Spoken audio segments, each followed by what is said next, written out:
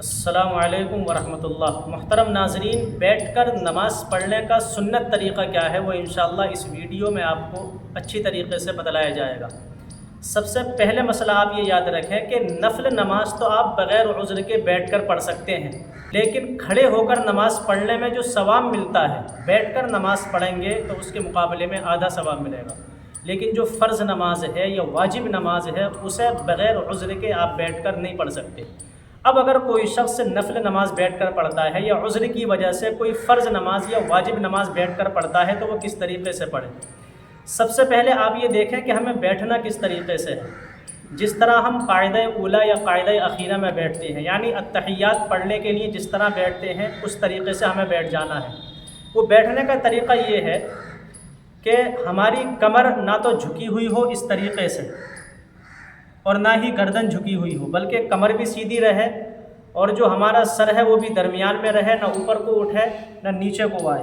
اسی طریقے سے جو ہمارا بایاں پیر ہے اس بائیں پیر کو بچھا کر ہمیں بیٹھ جانا ہے اور جو سیدھا پیر ہے اس کو کھڑا رکھنا ہے اور اس کی انگلیوں کو قبلے کی طرف موڑ لینا ہے۔ کچھ لوگ اس طریقے سے بیٹھتے ہیں، یہ غلط طریقہ ہے۔ پیر کو کھڑا رکھیں سیدھے پیر کو اور اس کی انگلیوں کو قبلے کی طرف موڑ لیں، اس طریقے سے آپ بیٹھ جائیں اور اپنے ہاتھوں کو اپنی رانوں پر رکھیں، نہ تو ہاتھوں کو پیچھے لے کر جائیں اس طریقے سے، نہ ہی ہاتھوں کو گھٹنوں پر لے کے جائیں، بلکہ رانوں پر رکھیں اس طریقے سے۔ اور بیٹھتے وقت جو ہماری نگاہ ہے وہ ہماری گود میں رہے، اور اس طریقے سے سیدھا بیٹھنے کے بعد اب ہمیں نیت کر کے اللہ اکبر کہہ کر ہاتھوں کو اٹھانا ہے۔ ہاتھوں کو اٹھاتے وقت ہتھیلیاں قبلے کی طرف رہیں اور جو ہماری انگلیاں ہیں وہ سیدھی آسمان کی طرف رہیں، نہ ہاتھ بند ہوں نہ کھلے ہوئے ہوں، بلکہ درمیانی حالت میں انگلیاں رہیں، اور ہاتھوں کو اتنا اٹھائیں کہ جو ہمارے ہاتھوں کے دونوں انگوٹھے ہیں یہ کان کی لو تک آ جائیں اس طریقے سے۔ کچھ لوگ اس طریقے سے ہاتھ اٹھاتے ہیں، کچھ اس طریقے سے کر لیتے ہیں، یہ سب غلط طریقے ہیں۔ یہ ہے ہاتھ اٹھانے کا سنت طریقہ، کانوں کی لو تک انگوٹھوں کو لے کر جائیں اور اللہ اکبر کہہ کر ہاتھوں کو باندھ لیں۔ ہاتھوں کو باندھنے کا طریقہ یہ ہے کہ جو سیدھے ہاتھ کی چھوٹی انگلی اور انگوٹھا ہے اس کے ذریعے سے بائیں ہاتھ کی کلائی کو پکڑ لیں اور بیچ کی 3 انگلیوں کو بائیں ہاتھ کی کلائی پر رکھ لیں اس طریقے سے، اور ہاتھ باندھنے کے بعد اپنے ہاتھ کو ناف کے نیچے رکھ لیں۔ ناف کے نیچے ہاتھ رکھنے کے بعد اب آپ کو سب سے پہلے سبحانک اللہم و بحمدک و تبارک اسمک و تعالی جدک و لا الہ غیرک یہ ثنا پڑھیں۔ پھر اس کے بعد اعوذ باللہ من الشیطان الرجیم بسم اللہ الرحمن الرحیم۔ پھر اس کے بعد سورہ فاتحہ پڑھیں، یعنی الحمدللہ رب العالمین پوری سورت وللضالین تک پڑھیں۔ وللضالین کے بعد آہستہ سے آمین کہیں، پھر اس کے بعد بسم اللہ الرحمن الرحیم پڑھیں، اور جو سورت آپ کو یاد ہو وہ سورت آپ پڑھ لیں۔ اب اس کے بعد ہمیں رکوع کرنا ہے۔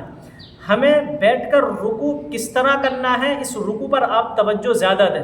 رکوع کچھ لوگ تو اس طریقے سے کرتے ہیں، جب وہ رکوع میں جاتے ہیں تو بالکل سجدے کی حالت میں چلے جاتے ہیں اس طریقے سے، یہ بھی کوئی بہتر اور اچھا طریقہ نہیں ہے۔ اور کچھ لوگ بالکل معمولی سا جھکتے ہیں۔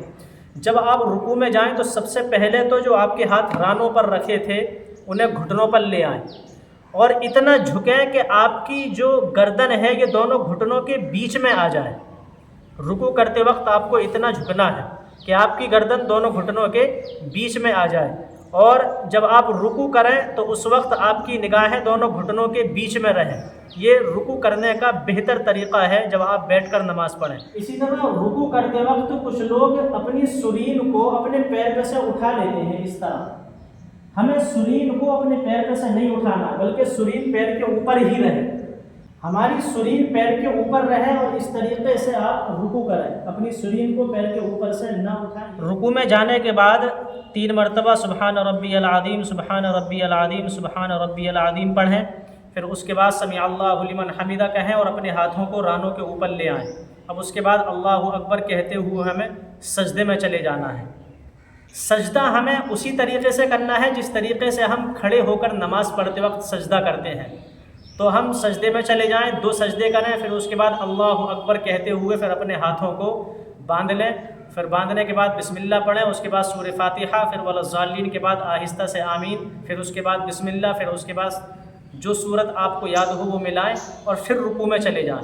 اب دوسری رکعت میں بھی رکوع کرنے کا وہی طریقہ ہے جس طریقے سے آپ نے پہلی رکعت میں رکوع کیا تھا، پھر اس کے بعد مکمل 2 سجدے کر کے اپنی نماز کو مکمل کر لیں۔